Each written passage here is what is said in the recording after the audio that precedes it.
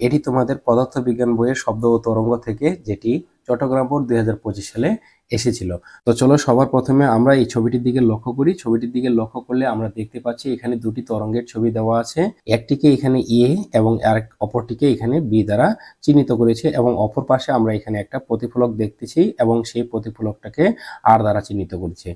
তো ছবিটির বিভিন্ন বিষয়গুলো পয়েন্ট আউট করার আগে চলো আমরা তথ্যমূলক ইনফরমেশনগুলো আগে পড়ি এবং জেনে নেওয়ার চেষ্টা করি। তো লেখা আছে দেখো, চিত্রে এ ও বি উৎসদ্বয় থেকে, তার মানে এই যে কালো যে এখানে একটা ডটের মতো দেওয়া আছে এবং এখানে যে একটা কালো ডট দেওয়া আছে, এখান থেকে মূলত শব্দ নিঃসৃত হয়েছে বা উৎপন্ন হয়েছে, এবং এটাকে এ দ্বারা চিহ্নিত করেছে এবং নিচেরটাকে বি দ্বারা চিহ্নিত করেছে। তো এখানে কি বলা আছে দেখো, উৎপন্ন শব্দের কম্পাঙ্কের পার্থক্য 6, মানে এখানে যে কম্পাঙ্কটা অর্থাৎ ফ্রিকোয়েন্সিটা রয়েছে এবং নিচের দিকে যে কম্পাঙ্ক বা ফ্রিকোয়েন্সিটা রয়েছে, এই দুইটা ফ্রিকোয়েন্সির পার্থক্য হচ্ছে আমাদের 6 হার্জ। এবং একই সাথে এখানে আরো একটা ইনফরমেশন দেওয়া আছে কি, যে P Q equal to M N. দেখো এখানে পি থেকে এই কিউ পর্যন্ত এখানে যে ডিস্টেন্সটুকু রয়েছে, আর এখানে এম থেকে এন পর্যন্ত যে ডিস্টেন্সটুকু রয়েছে, এই দুইটা ডিস্টেন্স কিন্তু কি সমান। এবং বাতাসের শব্দের বেগ 344 মিটার পার সেকেন্ড। এ উৎস থেকে উৎপন্ন শব্দের প্রতিধ্বনি শোনার সময় শব্দানুভূতির স্থায়িত্বকাল অপেক্ষা 0.025 সেকেন্ড বেশি। দেখো এখানে যে ইনফরমেশনটা বলছে সেটা ভালো করে তোমাদেরকে খেয়াল করতে হবে। কি, এ উৎস থেকে উৎপন্ন শব্দের প্রতিধ্বনি শোনার সময়, তার মানে এখান থেকে যদি শব্দ উৎপন্ন করা হয় তাহলে এই শব্দটা ঠিক প্রতিফলকে, এই যে এখানে যে চিত্রটা ব্যবহার করা হয়েছে তরঙ্গের, এটা না, এইখান থেকে এই যে প্রতিফলক যে আর রয়েছে এখানে বাধা পেয়ে সেটা আবার এ উৎসের কাছে ফিরে আসতে যে সময়টা লাগে, সেই সময়টা হচ্ছে শব্দানুভূতির স্থায়িত্ব কাল অপেক্ষা 0.025 সেকেন্ড বেশি। অর্থাৎ তোমাদেরকে ভালোভাবে জানতে হবে যে শব্দানুভূতির স্থায়িত্বকাল কত। শব্দানুভূতির স্থায়িত্বকাল তোমরা জানো, শব্দানুভূতির স্থায়িত্বকাল হচ্ছে 0.1 সেকেন্ড। তাহলে এত সেকেন্ড অপেক্ষা কিন্তু 0.25 সেকেন্ড আরো বেশি লেগেছে। তার মানে প্রতিধ্বনি শোনার সময়টা হচ্ছে এই 0.1 সেকেন্ড প্লাস এখানকার 0.025 সেকেন্ড। তাই যদি হয়ে থাকে তাহলে গ নম্বরে যে প্রশ্নটা বলেছে সেটা আমরা একটু খেয়াল করি। এ উৎস থেকে প্রতিফলকের দূরত্ব নির্ণয় করা। তার মানে এখানে যে আমরা দূরত্বটা দেখতে পাচ্ছি এ থেকে এ আর পর্যন্ত, এইটুকু দূরত্ব আমাদেরকে কি করতে হবে, ফাইন্ড আউট করতে হবে। এটা ফাইন্ড আউট করার জন্য সবার প্রথমে চলো আমরা গ নম্বরটা লিখে ফেলি। আর এটা অত্যন্ত খুব একটা সহজ বিষয়। তোমরা জানো উৎস থেকে প্রতিফলকের দূরত্ব আমরা কি করে নিতে পারবো, ধরে নিতে পারি। তাহলে আমরা এখানে বলে নিতে পারি যে ধরি উৎস থেকে যেভাবে বলা থাকবে ঠিক সেইভাবে আমরা লিখবো। নতুবা এখানে এ উৎস থেকে তোমরা এখানে লিখতে পারো, আমি লিখলাম না, তোমরা এখানে প্রয়োজনে লিখে দিবে। উৎস থেকে প্রতিফলকের দূরত্ব আমরা এটা লিখে নেব। প্রতিফলকের, এটাকে আমরা ডি ধরে নেব, দূরত্ব ডি। মিটার আমরা লিখলে লিখতে পারি, না লিখলেও হবে এককটা। তো এখন আমরা এখানে লিখতে পারবো এখানে এইভাবে যে ভি ইকুয়াল টু 2D, যেহেতু প্রতিধ্বনি শোনার সময় শব্দ কি করে একবার যায় এবং ফিরে আসে, যার কারণে আমরা এখানে 2Dটা ব্যবহার করি, এবং নিচের দিকে হচ্ছে টি।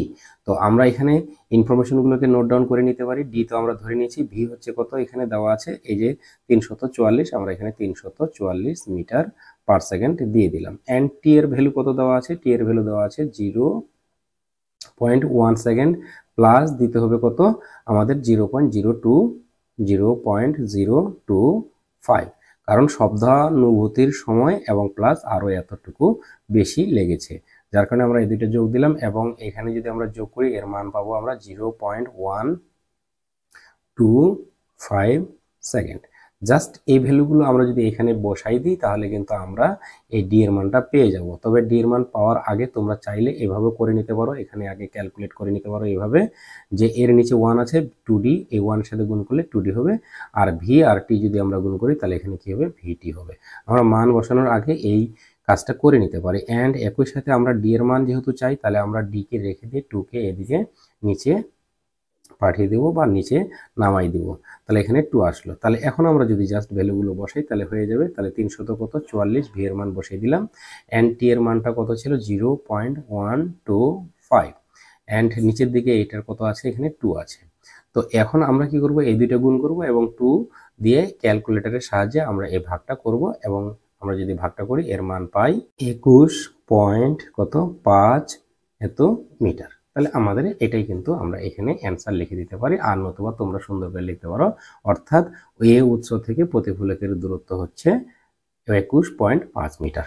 তো চলো এখন আমরা ঘ নম্বর প্রশ্নটি পড়ে ফেলি এবং কি চেয়েছে তার সমাধানের চেষ্টা করি। তো লেখা আছে, দেখো, উদ্দীপকের উৎসদ্বয় থেকে উৎপন্ন শব্দ মানুষের পক্ষে শোনা সম্ভব হবে কিনা গাণিতিক যুক্তি সহ যাচাই করো। তো এখানে যে বিষয়টি আমাদেরকে খেয়াল করতে হবে যে এই যে এ উৎস রয়েছে, এই উৎস থেকে যে শব্দটা এখানে উৎপন্ন হয়েছে এবং এই যে কিউ পর্যন্ত যে গিয়েছে, এই শব্দটি মানুষের পক্ষে শোনা সম্ভব হবে কিনা। এখন অনেকেরই প্রথম যে ধারণাটা হয় সেটা হচ্ছে এরকম, অনেকে মনে করে যে এখানে মানুষ কই, মানুষ কথায় দাঁড়িয়ে রয়েছে, যে এখানে যাবে আর এখান থেকে বাধা পেয়ে তার কাছে ফিরে আসবে, এরকম ধরনের কিছু চিন্তা ভাবনা অনেক স্টুডেন্টে করে থাকে। তো আসলে বিষয়টা এরকম নয়। আসলে বিষয়টা হচ্ছে এরকম যে এখানে যে শব্দটা উৎপন্ন হয়ে এভাবে সামনের দিকে সংকোচন এবং প্রসারণ করতে করতে কিউ বিন্দুতে গেছে, এই তরঙ্গটির একটি কম্পাঙ্ক রয়েছে। আমরা জানি 20 থেকে 20,000 হাজের মধ্যে যদি কম্পাঙ্ক হয় তাহলে মানুষ সেটি শুনতে পারবে, আর এর বাইরে যদি হয়ে থাকে তাহলে শুনতে পাবে না। অর্থাৎ 20 হাজের যদি কম হয় তবুও শুনতে পারবে না, আর 20,000 হাজের থেকে যদি বেশি হয় তবুও মানুষ কিন্তু সেই কম্পাঙ্কের শব্দ শুনতে পারবে না। অর্থাৎ এই প্রশ্নের জন্য কম্পাঙ্ক বের করাটাই হচ্ছে আমাদের প্রধান অর্থাৎ মেন কাজ। তো চলো আমরা ঘ নম্বর প্রশ্নটি সমাধান করার জন্য আগে ঘ নম্বর প্রশ্নটি আমরা লিখে ফেলি।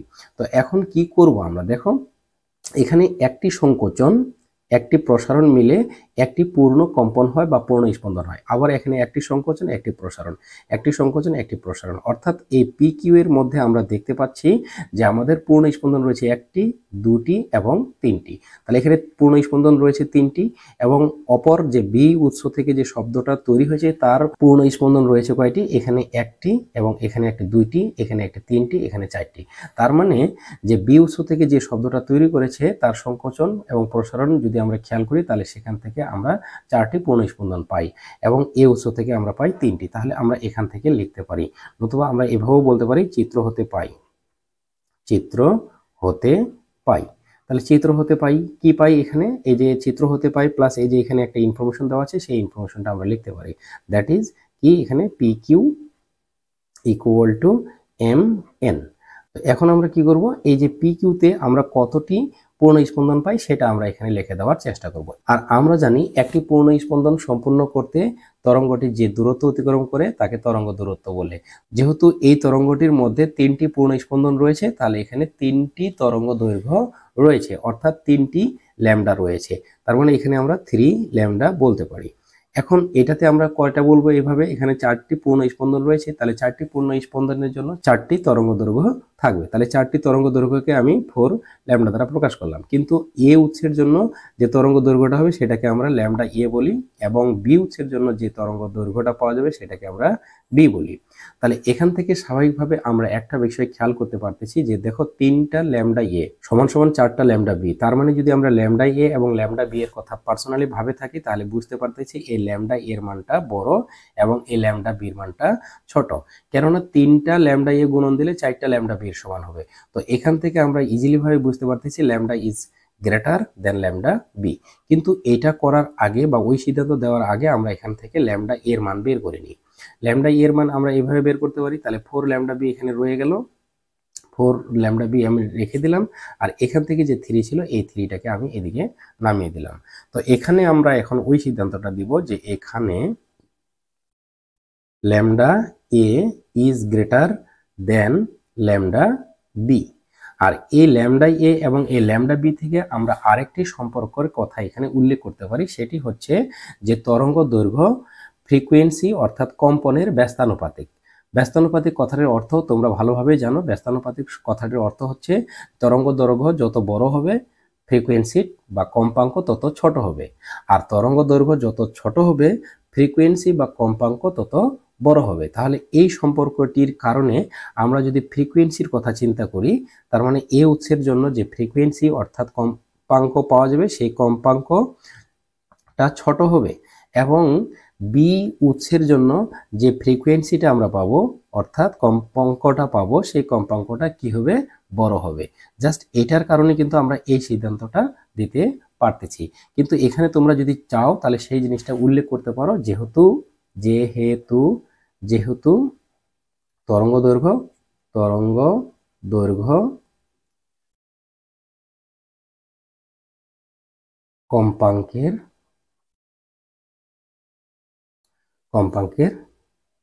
ব্যস্তানুপাতিক।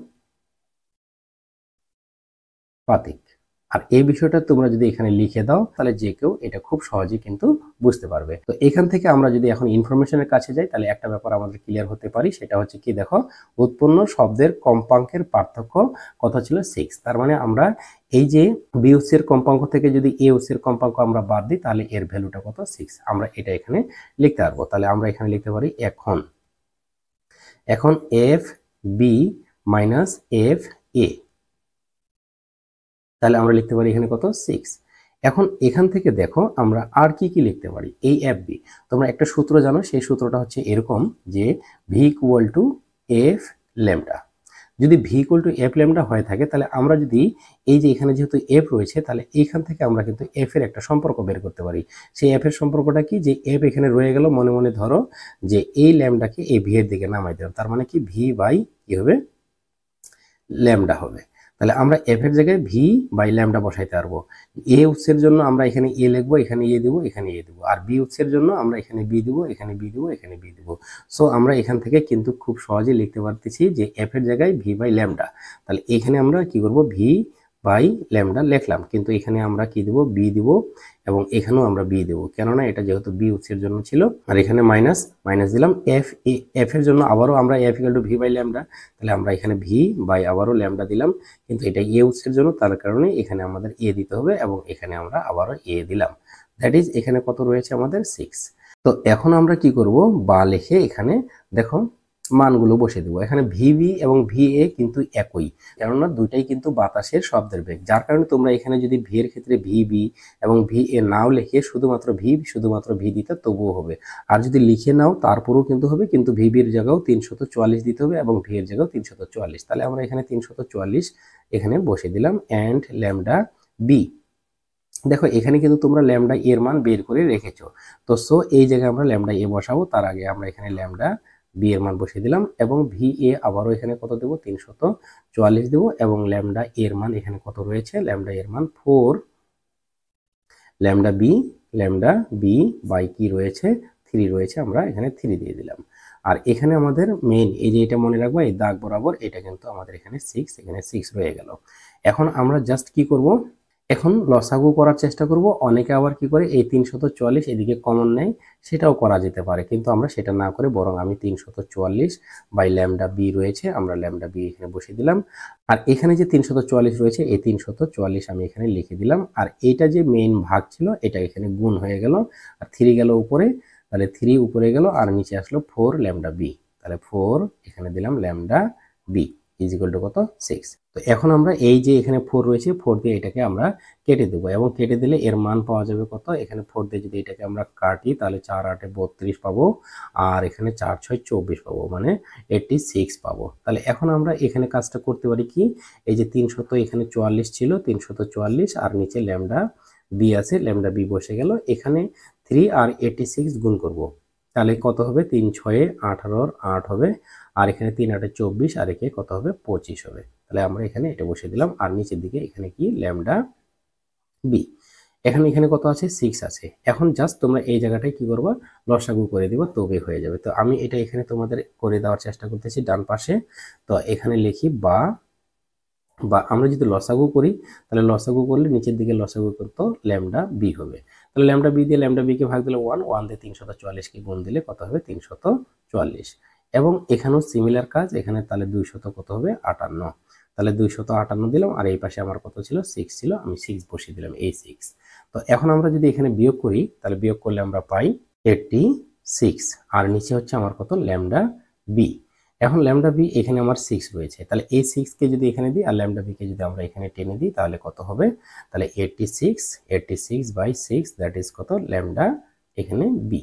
এখন 86 কে আমরা যদি 6 দ্বারা ভাগ দিই তাহলে ল্যামডা বি এর মান আমরা পেয়ে যাব। তো আমরা এখানে অতএব লিখি ল্যামডা বি ইকুয়াল টু 86 কে যদি আমরা 6 দ্বারা ভাগ দিই তাহলে আমরা পাই কত 14.33 এত মিটার, যেহেতু তরঙ্গ দৈর্ঘ্যের একক মিটার। এখন এই ল্যামডা বি এর মান যদি আমরা এই জায়গায় বসিয়ে দিই তাহলে ল্যামডা এর মান কিন্তু আমরা খুব সহজে ফাইন্ড আউট করে নিতে পারবো।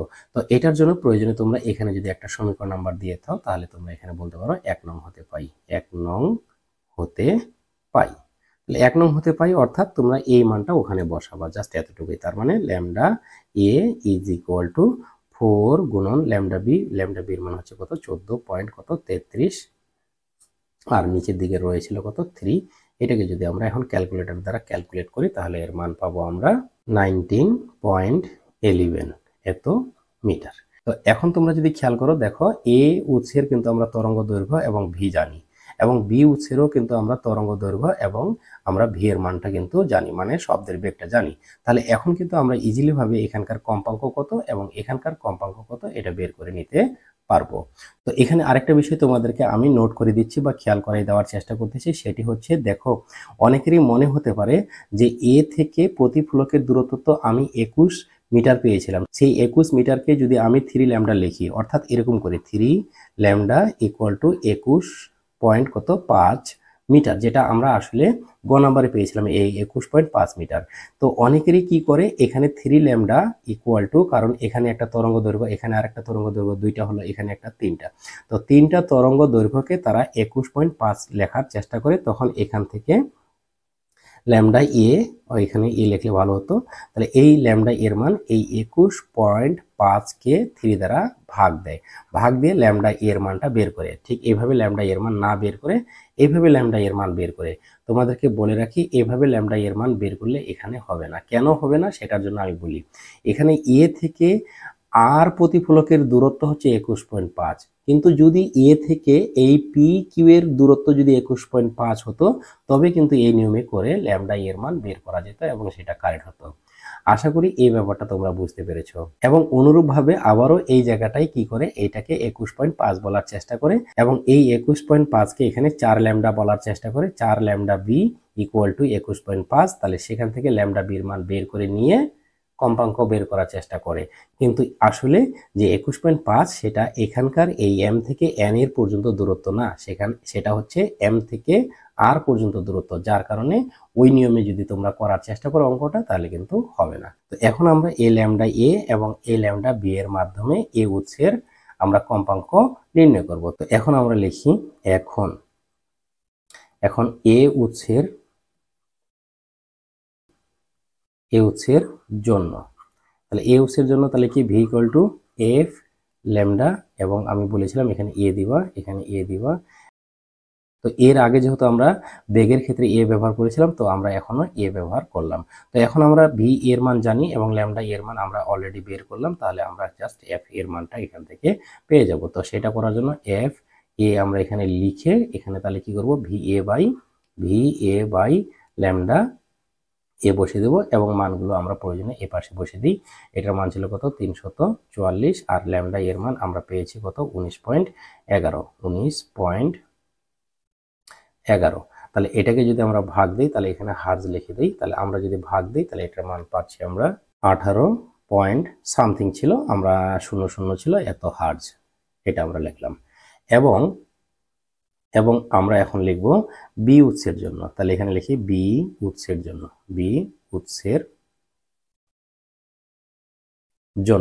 তাহলে বি উৎসের জন্য আবার ঠিক এইভাবে লিখবো, ভি এখানে বি দিব আর এখানে এফ বি মানে এফ ল্যামডা, তাহলে ল্যামডা বি।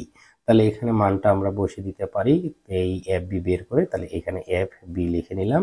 তাহলে এখানেও কি হবে V B by lambda B, তাহলে ভিবি ওইখানে 344 ছিল যেহেতু বাতাসেই ঘটনাটি, যার কারণে। আর ল্যামডা বির মান কত পেয়েছি আমরা এখানে দেখো 14.33, এখানে আমরা 14.33 বসিয়ে দিলাম হার্জ। তাহলে এখানে আমরা যদি একটা ভাগ দিই ক্যালকুলেটরের সাহায্যে তাহলে আমরা পাই 24.00 দিয়ে হার্জ।